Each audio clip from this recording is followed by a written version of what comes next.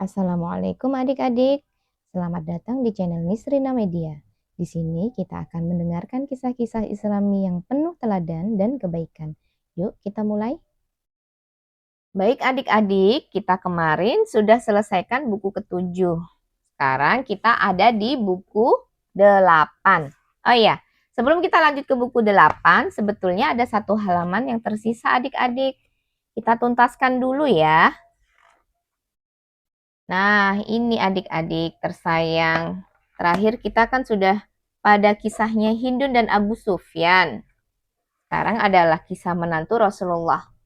Tapi sebelum kita mulai, adik-adik jangan lupa untuk kerjakan sholat ya, dan doakan kedua orang tua kita ya. Baik adik-adik. Kisah menantu Rasulullah Sallallahu Alaihi Wasallam.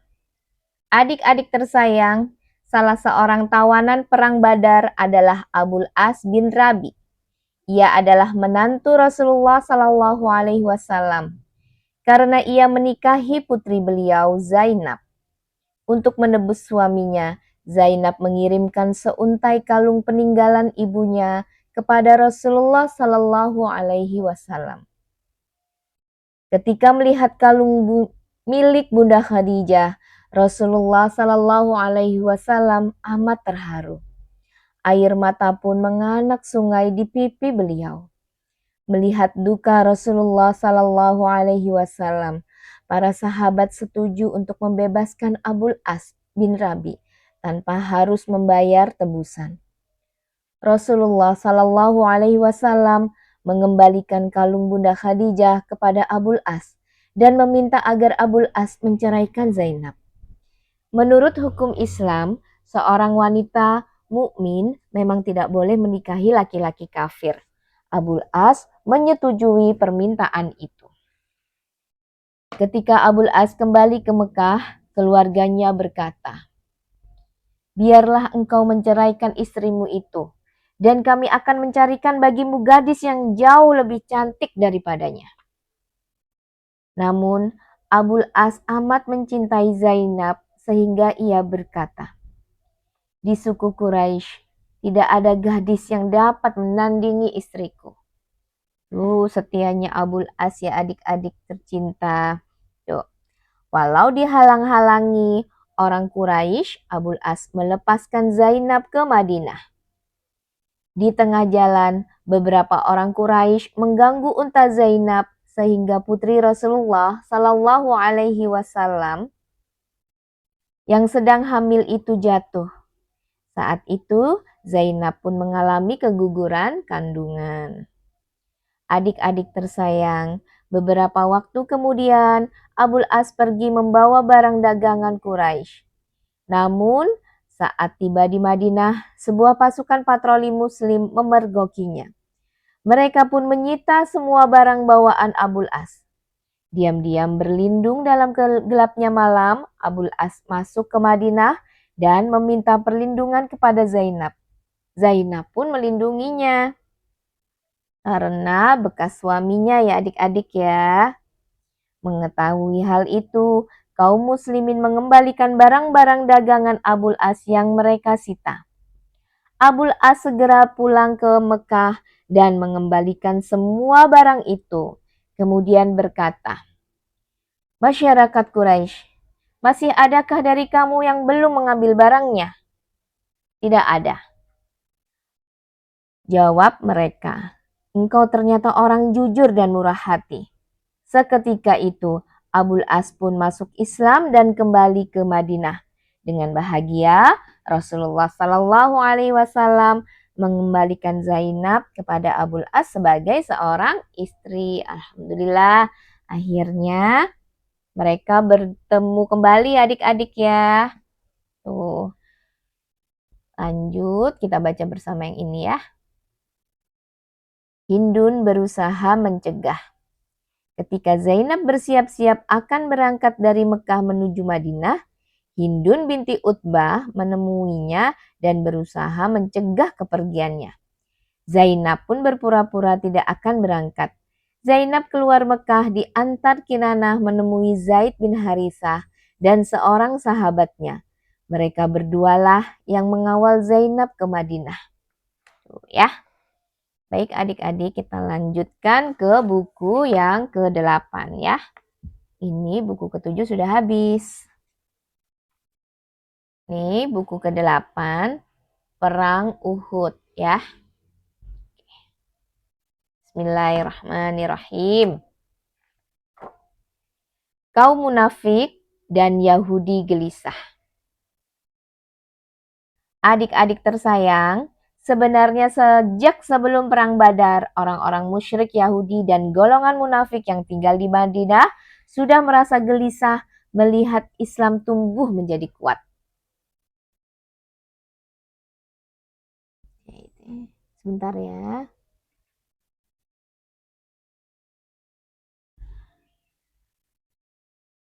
Walau sudah terikat perjanjian damai dengan kaum muslimin, orang Yahudi banyak yang menggerutu dan mencaci Rasulullah Shallallahu Alaihi Wasallam serta mencela ajaran Islam. Sebelum Perang Badar, kaum muslimin masih berdiam saat diri diejek dan dicela. Namun, setelah pulang dengan membawa kemenangan dari Badar, banyak kaum muslimin yang tidak lagi berdiam diri. Mereka melakukan tindakan balasan dengan keras walau tanpa sepengetahuan Rasulullah Sallallahu Alaihi Wasallam. Oh, jadi mereka setelah pulang dari Badar itu sudah lebih ini adik-adik ya, lebih percaya diri sehingga mereka berani melawan siapa saja yang menentang tanpa sepengetahuan dan sepersetujuannya Rasulullah Sallallahu Alaihi Wasallam. Lalu nanti apa yang terjadi ya adik-adik ya?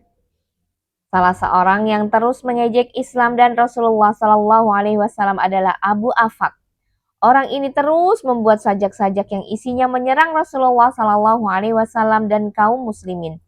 Abu Afaq terus membakar semangat sukunya untuk segera memerangi kaum muslimin.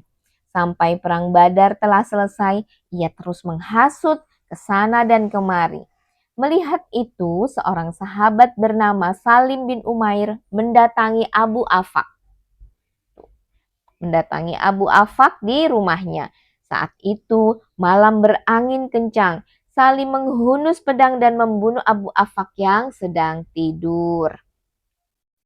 Selain Abu Afaq, ada seorang wanita juga yang sangat gencar memaki dan menyakiti hati serta berupaya keras mengerahkan orang untuk melawan Islam. Namanya Asma binti Marwan. Pada malam yang sangat gelap, Umair bin Auf memasuki rumah wanita itu dan membunuhnya pula. Selain kedua orang itu, ada seorang laki-laki bernama Ka'ab bin Ashraf. Ia membuat sajak-sajak yang menangisi kematian para bangsawan Quraisy pada Perang Badar.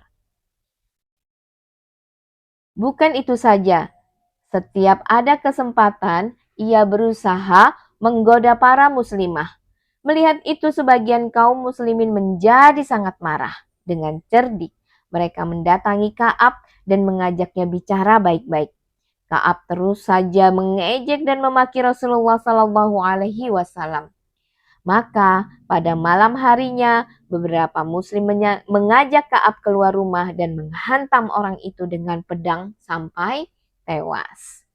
Adik-adik tersayang, semua tindakan itu dilakukan tanpa sepengetahuan Rasulullah.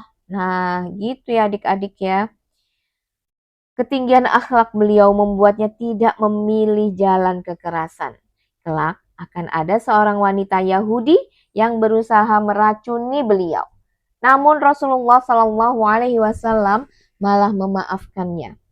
Beliau juga memaafkan seorang penyair bernama Abu Azza yang sebelumnya sering melontarkan syair-syair yang menghina Rasulullah Shallallahu Alaihi Wasallam dan ajaran Islam. Kita baca bersama yang ini adik-adik ya. Ciri kaum munafik. Kemunafikan merupakan sifat yang sangat hina. Rasulullah Shallallahu Alaihi Wasallam bersabda, tanda orang munafik itu ada 3. Apabila berbicara, ia berdusta. Apabila berjanji, ia mengingkari. Dan apabila dipercaya, ia berkhianat. Tuh, kita jangan seperti itu ya adik-adik ya. Kalau adik-adik sedang berjanji, maka adik-adik harus segera menepatinya. Ya, terus adik-adik tidak boleh berkata dusta. Jangan sering-sering berbohong karena berbohong itu adalah perbuatan yang tercela ya adik-adik ya. Jadi usahakan setiap adik-adik berbicara adalah berbicara yang bisa dipertanggungjawabkan adik-adik. Dan akhirnya adik-adik bisa dipercaya ya. Jangan sampai kita jadi orang yang berkhianat. Sehingga kalau kita seperti itu, nanti kita dijauhi teman-teman adik-adik. Kalau dijauhi teman-teman gimana? Sedih kan? Yuk kita lanjut ke halaman berikutnya ya. Permusuhan kaum Yahudi. Semua tindakan keras sebagian kaum muslimin itu berhasil membuat takut orang-orang yang memusuhi Islam. Bahkan berkat tindakan berani Umair bin Auf yang membunuh Asma binti Marwan, pemeluk Islam di kalangan suku Asma binti Marwan malah bertambah. Orang-orang Yahudi semakin cemas dengan kejadian ini. Namun mereka adalah musuh yang keras kepala. Sampai mati pun rasanya mereka tidak akan berhenti mengejek Rasulullah Sallallahu Alaihi Wasallam dan kaum muslimin. Suatu hari ada seorang muslimah datang ke pasar Yahudi Bani Kainuko dengan membawa perhiasan emas. Muslimah itu kemudian pergi ke kedai seorang tukang emas dan duduk di sana. Lalu meminta tukang emas itu melakukan sesuatu pada perhiasannya. Para pemuda Yahudi yang sedang duduk-duduk di tempat itu mendatangi sang muslimah dan berusaha merayunya untuk menyingkapkan jilbab yang sedang ia kenakan. Pergi dari sini, jangan ganggu aku. Muslimah itu berkata keras untuk mengusir mereka. Namun para pemuda itu saling melirik dengan pandangan jahat dan senyum menyeringai. Mereka pura-pura pergi menjauh. Setelah muslimah itu merasa aman karena mereka telah pergi, salah seorang pemuda itu mendekat diam-diam dan menyematkan ujung baju muslimah tadi pada punggungnya. Akibatnya, ketika muslimah itu berdiri, tampaklah auratnya. Tukang emas, para pemuda tadi, dan orang Yahudi lain tertawa tergelak-gelak. Sang muslimah segera saja menjerit-jerit. Seorang pemuda muslim yang lewat segera berlari mendekat dan tanpa berkata panjang. Ia menerkam tukang emas Yahudi tadi dan membunuhnya. Ia membunuh teman kita demi seorang wanita, jerit para pemuda Yahudi. Mereka pun beramai-ramai menyerang. Pemuda muslim tadi dipukuli, disiksa, diikat, dan akhirnya dibunuh. Mengetahui hal itu, keluarga si pemuda muslim meminta bantuan Rasulullah Sallallahu Alaihi Wasallam dan kaum muslimin. Situasi pun menjadi sangat tegang. Apakah yang akan dilakukan Rasulullah Sallallahu Alaihi Wasallam untuk membela kaum muslimin? Apakah akan terjadi perang terbuka? Tuh, kita nanti lanjutkan ya adik-adik ya ke halaman berikutnya. Sebelumnya kita baca dulu yang ini.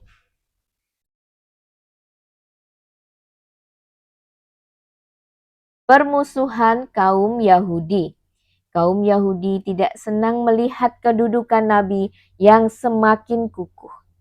Apalagi banyak orang Yahudi yang juga telah memeluk Islam.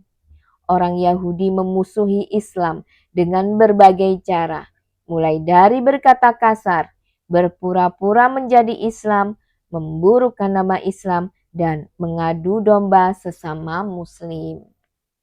Kita lanjut ya adik-adik. Mengepung Yahudi.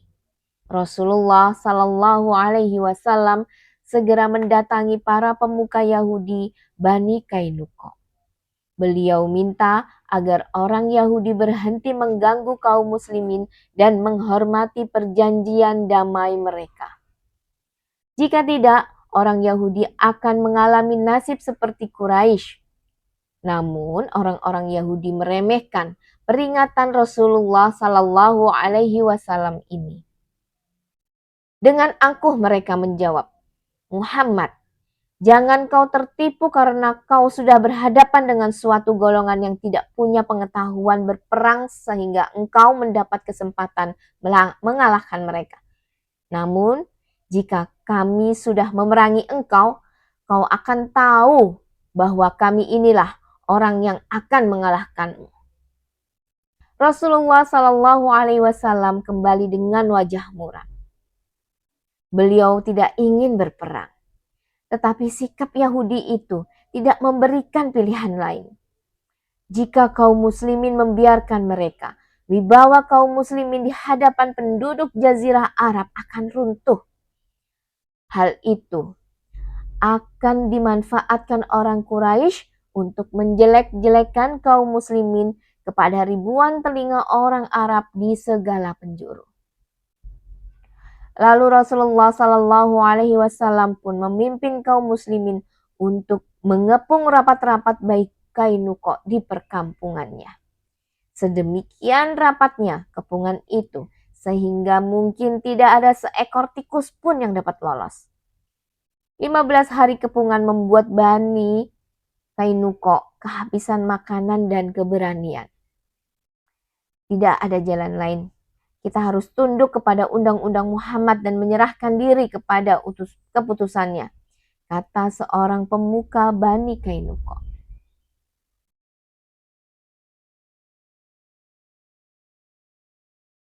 Pemuka yang lain mengangguk lesu menanggapi penyerahan diri ini. Rasulullah Shallallahu Alaihi Wasallam berunding dengan para sahabat terkemuka. Hasil perundingan itu memutuskan bahwa semua laki-laki dewasa Bani Kainuko harus dibunuh. Itu adalah akibat dari perlakuan Yahudi tadi adik-adik ya.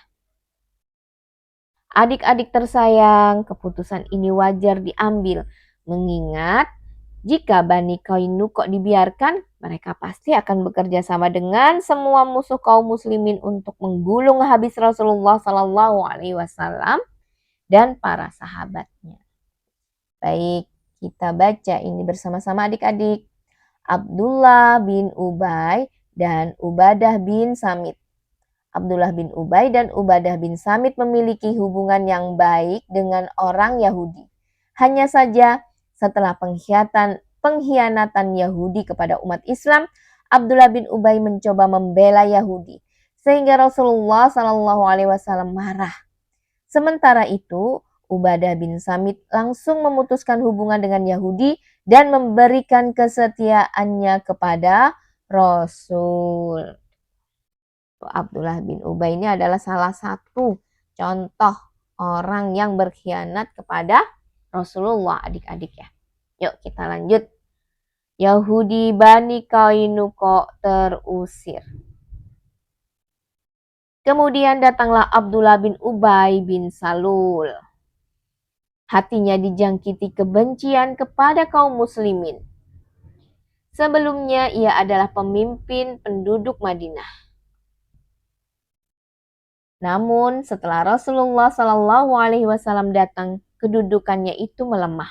Abdullah bin Ubay memeluk Islam hanya untuk menghancurkannya dari dalam. Ia mempunyai hubungan yang baik dengan kaum Yahudi. Muhammad, panggil Abdullah bin Ubay. Hendaklah engkau berlaku baik kepada para pengikutku. Rasulullah Shallallahu Alaihi Wasallam menjawab. Abdullah mengulangi permintaannya tadi, namun Rasulullah Shallallahu Alaihi Wasallam menolaknya. Abdullah bin Ubay memasukkan tangannya ke dalam saku baju besi Rasulullah Shallallahu Alaihi Wasallam. Lepaskan, perintah Rasulullah Shallallahu Alaihi Wasallam. Marah. Namun Abdullah bin Ubay terus saja mencengkeram baju besi Rasulullah Shallallahu Alaihi Wasallam. Lepaskan. Celaka engkau, perintah Rasulullah Shallallahu Alaihi Wasallam kembali. Tidak akan kulepaskan sebelum kau bersikap baik terhadap pengikut-pengikutku. 400 orang tanpa baju besi dan 300 orang dengan baju besi akan kau babat dalam satu hari. Aku khawatir akan timbul bencana. Abdullah bin Ubay mendesak dan terus mendesak. Saat itu Abdullah bin Ubay masih memiliki kekuasaan atas orang-orang musyrik dari Aus dan Khazraj. Rasulullah Shallallahu Alaihi Wasallam berpikir bahwa jika beliau memberikan ampunan, kemungkinan besar akan banyak kaum musyrik itu tertarik memeluk Islam. Apalagi kemudian seorang sahabat bernama Ubadah bin Samit datang dan meminta agar Rasulullah Shallallahu Alaihi Wasallam mengampuni musuh. Maka Rasulullah Shallallahu Alaihi Wasallam yang pengasih itu pun mengampuni orang-orang Yahudi yang begitu keras memusuhinya.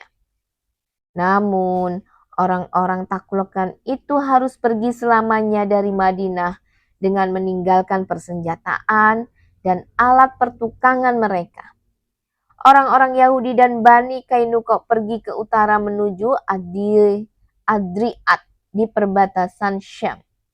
Demikianlah adik-adik tersayang. Rasulullah Shallallahu Alaihi Wasallam berhasil mengalahkan Bani Kainuqa dan berharap sedikit ketenangan akan diperoleh kaum muslimin. Namun musuh-musuh Islam tidak tinggal diam. Sebuah pasukan datang dari arah Mekah untuk membuat kekacauan. Wah, itu dari arah Mekah. Kira-kira siapa ya adik-adik ya? Yuk. Kita lanjut baca ini bersama ya. Menolak harta dan jabatan. Ubadah bin Samit adalah salah satu tokoh Ansar. Ia pernah mendengar dari Rasulullah Shallallahu Alaihi Wasallam nasib pemimpin yang melalaikan kewajiban dan menumpuk harta. Tubuhnya bergetar. Sejak itu ia tidak lagi mau menerima jabatan. Satu-satunya jabatan yang ia mau terima pada zaman Khalifah Umar adalah sebagai pengajar Islam sampai ia wafat di bumi Palestina.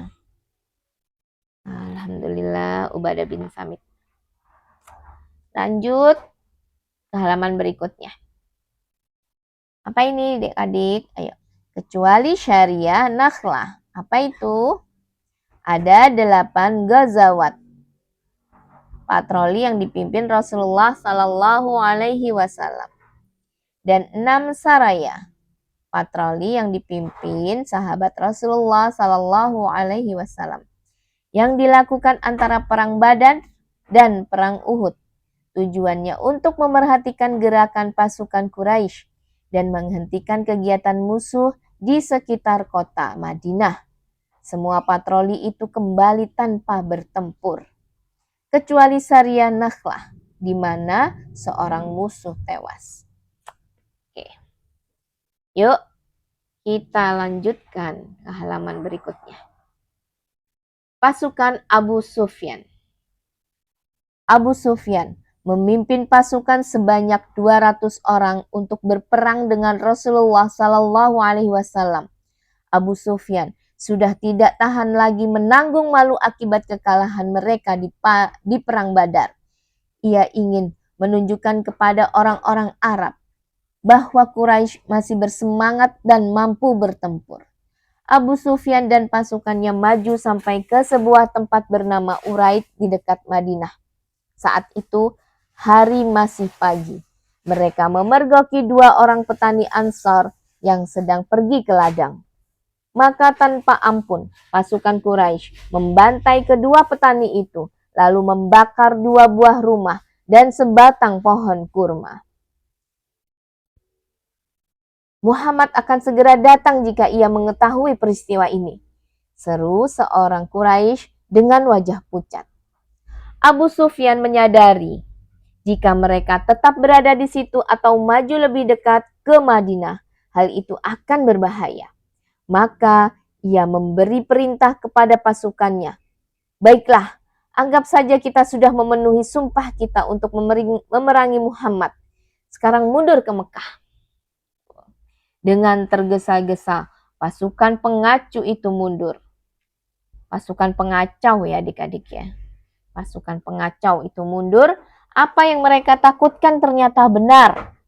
Begitu mendengar gerakan pengacau itu, Rasulullah Sallallahu Alaihi Wasallam segera memimpin beberapa orang sahabat untuk mengejar musuh. Mengetahui pasukannya dikejar, Abu Sufyan semakin kencang melarikan diri. Semakin lama, semakin mereka ketakutan. Begitu takutnya sampai mereka membuang persediaan makanan mereka yang berupa sawik atau gandum agar beban unta-unta mereka berkurang. Rasulullah Shallallahu Alaihi Wasallam dan pasukannya tidak berhasil mengejar pasukan Abu Sufyan. Namun mereka menemukan karung-karung sawik itu dan membawanya pulang ke Madinah. Larinya Abu Sufyan merupakan pukulan baik bagi dirinya sendiri maupun kaum Quraisy Mekah. Padahal tujuan ekspedisi Abu Sufyan adalah untuk mengembalikan wibawa orang Quraisy. Ekspedisi itu dikenal dengan sejarah sebagai ekspedisi Sawik. Kenapa disebut dengan ekspedisi Sawik, adik-adik? Ya, karena ini adalah karung-karung sawik yang ditinggalkan oleh pasukan Abu Sufyan untuk mengurangi beban dari untanya, ya adik-adik ya. Oke.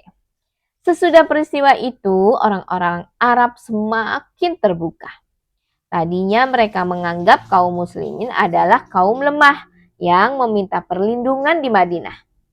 Namun, kini mereka melihat kaum muslimin telah memenangkan perang Badar, mengusir Bani Qainuqa, dan membuat pasukan Abu Sufyan terbirit-birit. Yuk, lanjut ya. Wibawa kaum muslimin. Adik-adik tersayang, beberapa suku Arab menggantungkan hidupnya kepada kafilah dagang Mekah yang melewati daerah mereka. Namun, sejak pasukan muslimin memukul Quraisy di Badar, jalur perdagangan itu terancam. Suku-suku itu gelisah. Apa jadinya jika kafilah dagang Quraisy tidak lagi melalui daerah mereka? Bagaimana mereka bisa mendapatkan barang-barang keperluan hidup di tengah daerah yang begitu gersang dan ganas? Selain takut akan masa depan, mereka juga merasa iri dengan kekuatan kaum muslimin. Karena itulah beberapa kabilah mulai mencoba menyerang Madinah. Suku Ghatafan dan Bani Sulaim berangkat ke arah Madinah. Namun begitu mendapat laporan tentang hal itu, Rasulullah Shallallahu Alaihi Wasallam segera berangkat ke Qorqaratul Qudr untuk memotong pasukan musuh. Di tempat itu, beliau dan para sahabat hanya menemukan rombongan ternak unta. Rupanya musuh mundur dengan tergesa-gesa sehingga meninggalkan ternaknya. Kaum muslimin pulang dengan membawa 500 ekor unta dan dibagi-bagikan kepada anggota pasukan. Setelah itu, Rasulullah Shallallahu Alaihi Wasallam mendapat laporan tentang berkumpulnya pasukan Banu Sa'labah dan Banu Muharib di Zu'ammar untuk menyerang. Beliau segera berangkat bersama 450 orang sahabat. Namun, saat di tempat tujuan, lagi-lagi beliau tidak menemukan satupun prajurit musuh. Seorang suku Sa'labah yang ditanyai menjawab, Muhammad, ketika mereka mendengar keberangkatan pasukanmu, mereka lari ke puncak-puncak gunung. Saya bersedia menunjukkan tempat persembunyian mereka. Jika beliau beserta pasukannya pergi menuju tempat yang ditunjukkan itu, namun musuh telah lintang pukang sebelum pasukan muslimin menemukan mereka. Tidak lama kemudian, datang pula berita bahwa pasukan besar dari Banu Sulaim bersiap-siap hendak menyerang. Dengan membawa 300 orang sahabatnya, Rasulullah Shallallahu Alaihi Wasallam segera berangkat menyongsong musuh. Sekali lagi, sebelum pasukan Rasulullah Shallallahu Alaihi Wasallam tiba, musuh sudah bercerai-berai dan kembali pulang. Adik-adik tersayang, setelah semua usaha yang dilakukan beberapa suku untuk melindungi jalur dengan dagang gagal, apa yang akan dilakukan oleh orang-orang Mekah, adik-adik tersayang? Unit Komando Rasulullah Sallallahu Alaihi Wasallam. Ini kita baca bersama ya adik-adik ya. Untuk menambah pengetahuan kalian adik-adik. Rasulullah Sallallahu Alaihi Wasallam membentuk pasukan elit yang bertugas mencapai tujuan tertentu secara rahasia tanpa menumpahkan darah dan merusak perdamaian. Unit ini bertugas menyebarkan desas-desus di kalangan musuh sehingga semangat tempur mereka jatuh. Unit ini memburu para pengacau dan para pemimpinnya. Pengacau-pengacau seperti Ka'ab bin al-Ashraf, Abu Afaq, dan Salam bin Abdul Hukaik yang jika dibiarkan bisa menimbulkan perang besar. Dibunuh oleh unit komando ini. Oke, kita lanjut ke halaman berikutnya ya.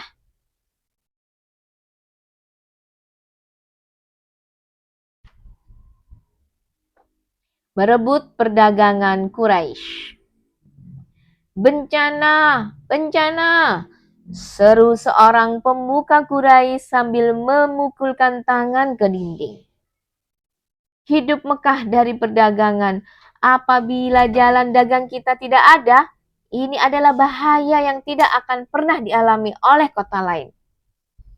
Jika Muhammad memblokade jalan itu, Mekah akan terhapus dari ingatan dan jiwa orang-orang Arab. Safwan bin Umayyah kemudian berpidato di hadapan orang-orang Quraisy. Perdagangan kita telah dirusak oleh Muhammad dan pengikut-pengikutnya. Tidak tahu lagi apa yang harus kita perbuat terhadap pengikut-pengikutnya itu. Sementara mereka tidak pula mau meninggalkan pantai. Dan orang-orang pantai pun sudah pula mengadakan perjanjian damai dengan Muhammad. Bahkan golongan awamnya sudah menjadi pengikut Muhammad pula. Tidak tahu lagi di mana kita akan tinggal. Jika kita tinggal saja di tempat ini, berarti kita akan makan modal sendiri. Dan ini tidak akan bisa bertahan lama. Hidup kita di Mekah ini hanya bergantung pada perdagangan. Musim panas ke Syam dan musim dingin ke Habasyah. Aswad bin Abdul Muthalib menjawab, jalan ke pantai sudah dibelokkan. Ambil sajalah jalan ke Irak. Kemudian Aswad memperkenalkan seorang pemuda dari kabilah Banu Bakr. Ini Furat bin Hayyan dari kabilah Banu Bakr bin Wail. Ia adalah penunjuk jalan kita untuk melalui jalan ke Irak. Furat mengangguk. Teman-teman Muhammad tidak pernah menginjakkan kakinya ke jalan Irak. Jalan ini merupakan dataran tinggi dan padang pasir. Maka berangkatlah kafilah Quraisy melalui jalan yang baru mereka kenal itu. Kafilah itu menyediakan perak dan barang lain seharga 100.000 dirham. Namun seorang sahabat Rasulullah Sallallahu Alaihi Wasallam yang bernama Salid bin An-Nu'man tengah berada di Mekah. Ia segera pulang ke Madinah untuk memberitahu Rasulullah Sallallahu Alaihi Wasallam. Seketika itu juga beliau menugaskan Zaid bin Harithah untuk mencegat kafilah itu dengan 100 orang pasukan berkuda. Tugas Zaid berhasil dengan baik. Di tempat pangkalan air yang bernama Qardah, pasukan Zaid menemukan buruannya. Orang-orang Quraisy begitu terkejut dan lari lintang pukang. Ini merupakan rampasan berharga yang pertama kali dikuasai kaum muslimin. Peristiwa ini terjadi pada bulan Jumadil Akhir tahun ketiga Hijriyah. Apa sih adik-adik tujuan untuk merebut perdagangan? Tujuan merebut perdagangan adalah melemahkan kemauan berperang pihak musuh sehingga mereka lebih suka berdamai. Dengan demikian, pertumpahan darah bisa dihindarkan. Nah, seperti itu ya adik-adik ya, tujuannya Rasulullah Sallallahu Alaihi Wasallam. Oke adik-adik semua, kita sudahi dulu ya untuk membaca kisah Muhammad Teladanku hari ini. Nanti kita sambung lagi. Kita ini sudah ada di episode ke-26 ya adik-adik ya. Oke, terima kasih.